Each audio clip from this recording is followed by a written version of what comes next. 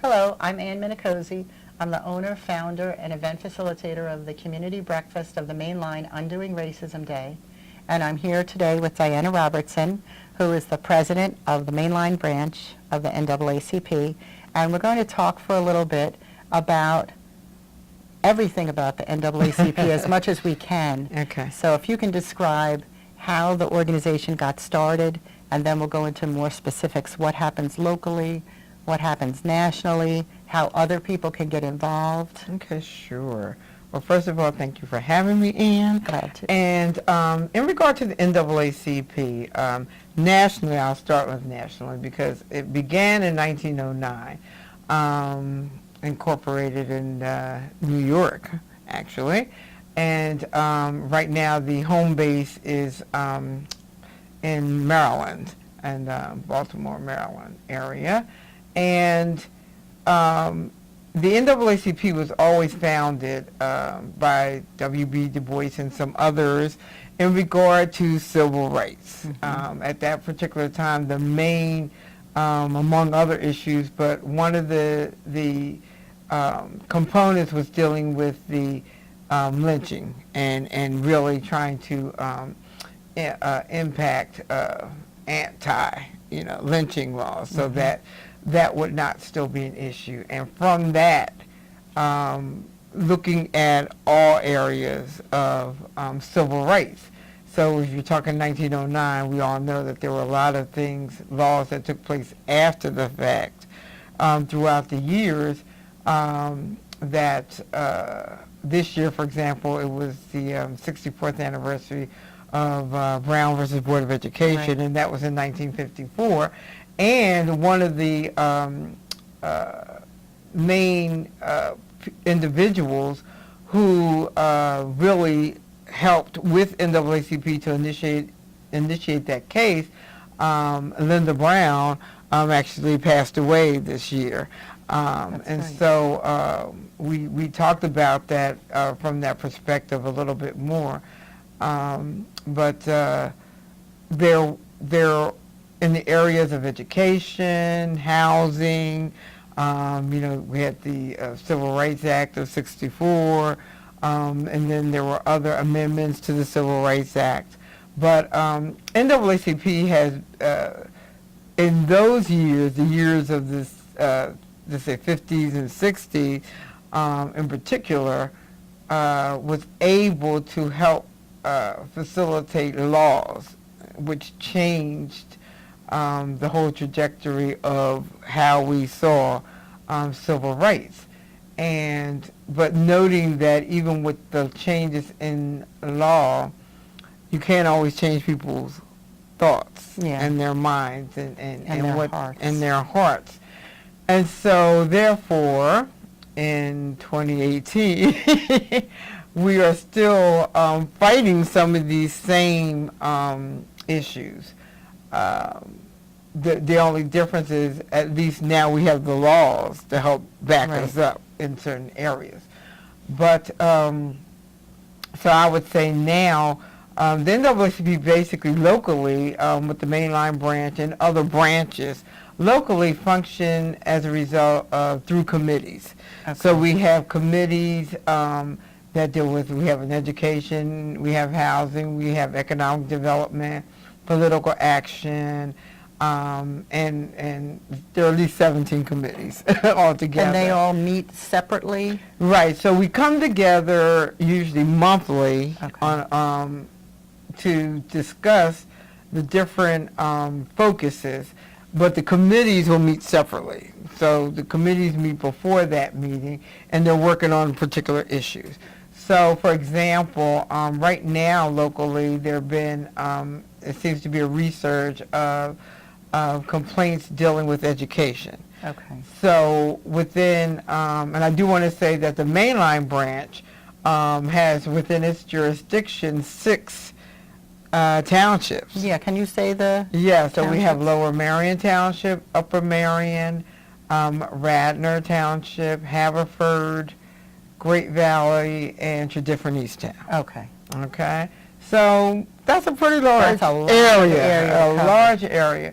So what we've done this year in particular, we talked about how do we reach everybody, and so we've done some alternating to various areas as to where we've had our monthly meetings, and so as a result of that, it will bring in people from those particular areas, and so not only do they know that we exist, but they get to hear what we're doing, and if they have individual complaints that we may need to know about, or that will kind of coincide with some other complaints, then it helps us to know that information. So if someone, for example, has a complaint about education, would they come to the monthly meeting? They could. Or they would contact you? How would that work? Usually, initially, they contact me, or they contact someone who then contacts me, and then I will follow up with that, because sometimes people will contact us on things that they're valid issues, but they're not necessarily civil rights issues. Right. So then we'll say, then I'll say, well, you may want to contact so-and-so. So we can provide resources, but we don't provide legal advice. Right. Okay. So, and sometimes people will contact us in their areas not in the main line. So then, if it's Philadelphia or Norristown or some other area that has a branch, I'll refer them to that area as well. And how are we in our general area in terms of the NAACP? Is there a lot of organization? Are there a lot of people involved? So it's easy for you to refer someone to another branch of the NAACP so they can have their complaint taken care of? Oh, yes. Usually, I know pretty much all the local areas, so presidents, so it's pretty easy. And I will usually, I'll give them the information, and in addition to that, I call the local branch president to say, here's information for that you can follow up, but I've also given it to the individual, so you should be hearing from them. So you're pretty busy then. Absolutely, absolutely. You're pretty busy. Yes. And sometimes people don't think that the NAACP is still just as relevant or still just as active, but I would say that in the last couple of years, like I said, there have been a resurgence of a lot of issues that we thought were kind of taken care of, but they're not, or they just unfortunately under different leadership, right?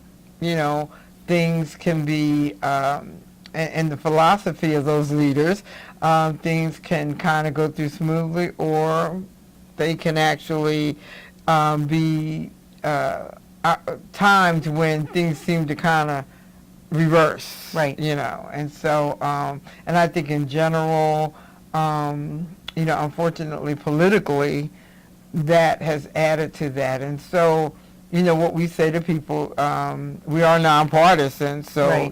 But when it comes to dealing with those issues, we will do our best to, once we know about something, to discuss it, approach the entity that's involved, and see what it's going to take to help resolve it. But I think that the NAACP has a very strong name recognition. Yes. There isn't really another organization that I can think of. When it comes to civil rights, we are the number one organization in the country that deals with civil rights issues. And so, and because nationally we've done it since 1909, and we get information. So I just went to the national convention. I wanted you to talk about the convention. The national convention in July. We were in San Antonio, Texas. Oh, wow. And I personally have been going to national conventions probably for about the past 25 years. Okay. And we have those in different states. And so we get our charge, so to speak, and rejuvenated by going to those conventions, and we get to hear from our leadership. So on the national basis, the president and CEO is Derek Johnson, Attorney Derek Johnson. So some people may not know that because he became the new leader actually in October of 2017. Okay. So he's fairly new. Yeah, that's recent. As far as the president CEO, but he's been involved in NAACP for years. Mm-hmm. So the focus this year is voting.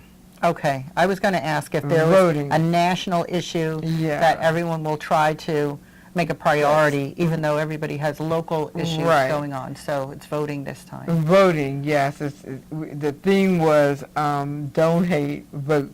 Good.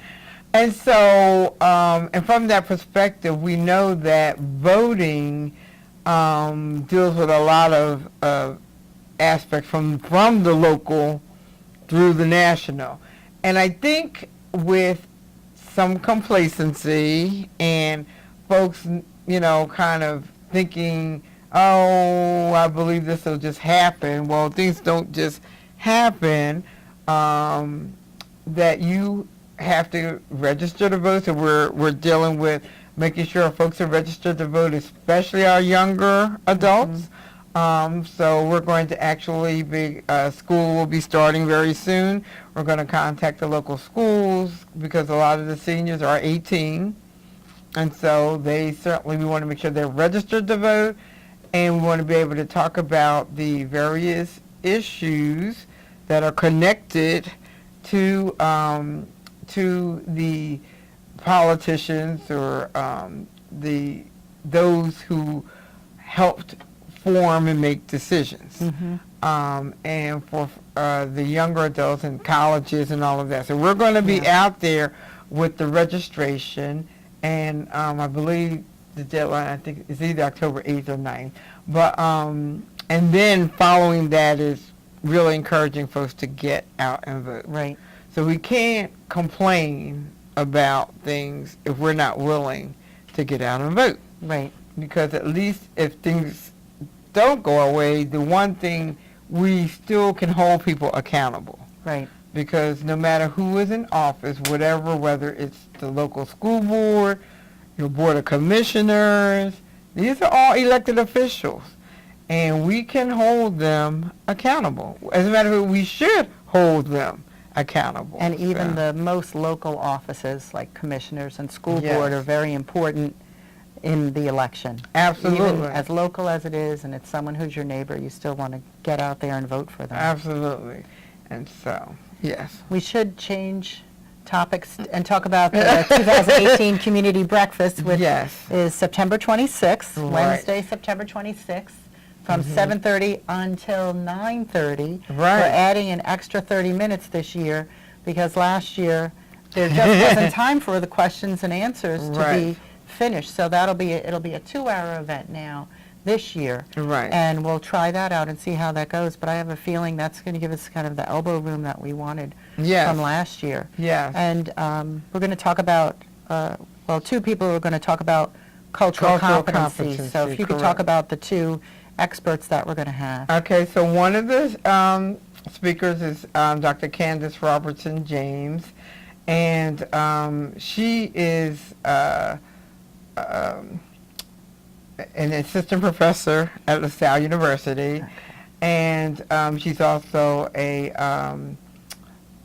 head of the public health Right. program, or the master's program at LaSalle University. And in addition to that, she's also the health chair for the Mainline Branch of NAACP. Okay.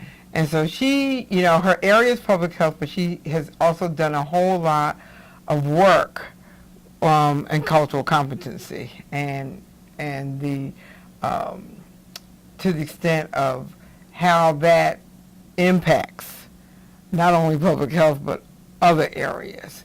And so the other speaker is Dr. Anthony Stevenson, who is the current principal Right. of Radnor Elementary School. Yes. And a lot of us know him because he was the principal at the Radnor Middle School Right. previously, and had some administrative position that he did in Right. between there. So And a lot and of people who additionally- watch Radnor Studio 21 are going to be very familiar with Yes, him. and additionally, well. he's Ward 4 Commissioner for Lower Marion Township.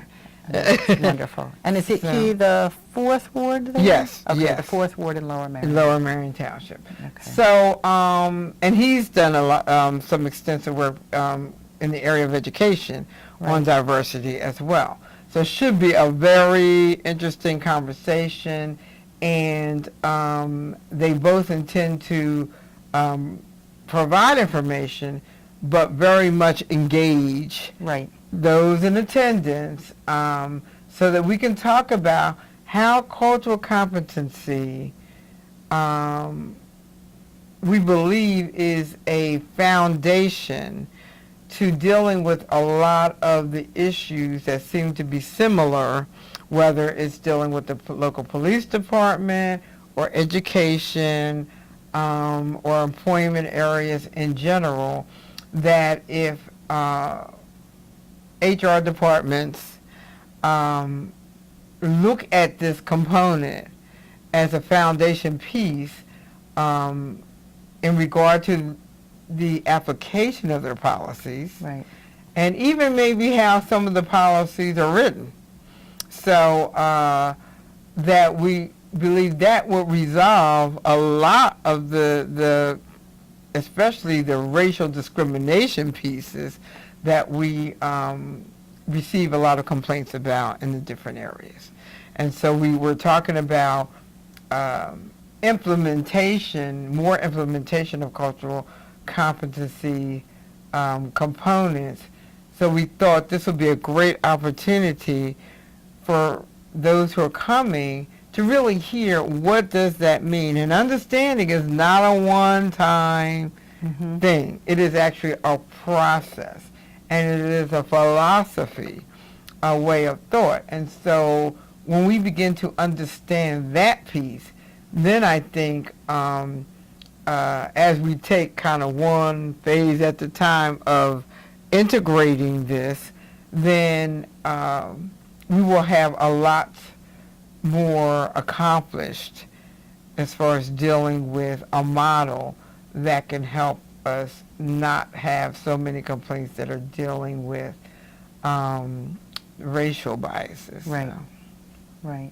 And even if someone has some familiarity with cultural competency, maybe they learned something at work or they learned something in school, it'll still be good to hear this conversation and connect all of that together. And since it is a process, it's a learning process, and it's something that you really have to practice that behavior so it becomes a habit, that it'll still be useful for anyone to come to the breakfast and learn more and be able to just support what they've already learned. So I'm looking forward to it. I think it's going to be a great event. And the food is good. And well, we have tables of 8 so people can sit together and get to know each other. And there's always like a lot of chatting and conversation, and then we kind of get to the program. And so it's a nice event. Yes, and I think the other thing with the two that we have, I think the two speakers, they will be able to